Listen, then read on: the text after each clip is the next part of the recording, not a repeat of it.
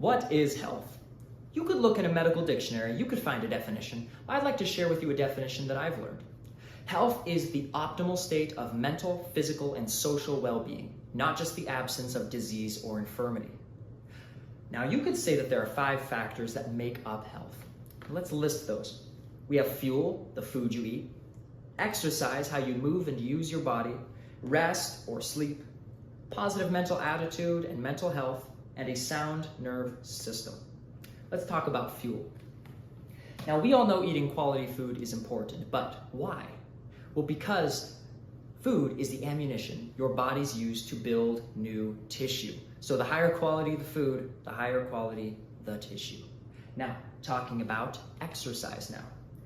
We've all heard of the move it or lose it principle. Now, that basically refers to the idea of the muscles, when you don't use them, will become smaller or atrophy and become more useless over time. Now, exercise is also incredibly important for bone strength, because over time, your bones actually rebuild to become stronger in the places where you stress them the most through exercise, through walking, through daily activity. Another thing, exercise very important for the discs between the vertebrae, which cushion the spine, because movement is actually what allows the discs to get their nutrients. Now, moving on to rest, to sleep. Now, sleep is important for hundreds of reasons, but to point out one, the discs as well. Very important for the discs so that they can get a break from gravity compressing them all day. So when you're in the horizontal position, this allows the discs to expand back to their original shape and size, like a sponge. Now, we all know, we all hear, it's a commonly known, proven fact that the attitude that you choose and your mental health have a direct effect on your body's functionality. And moving on to a sound nerve system, although the nerve system being sound is commonly overlooked in a lot of healthcare, it is essential in coordinating all the rest of your body's functions. Now, all 5 of these are very critical, but it really doesn't matter how well you fuel your body if, for instance, the power going from the brain to your stomach is only functioning at 70% because of a subluxation in the mid-back.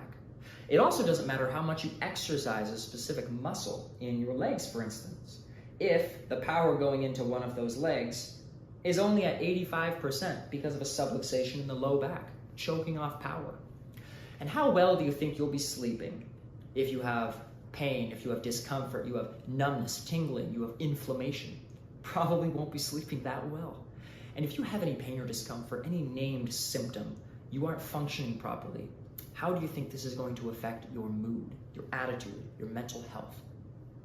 Now, the main point is that yes, of course, all these are important. We need quality fuel. We need exercise. We need quality rest. We need to have positive mental attitudes. We need to, be as grateful and thankful as we can, no matter what is happening around us in the world. We need to focus on our mental health.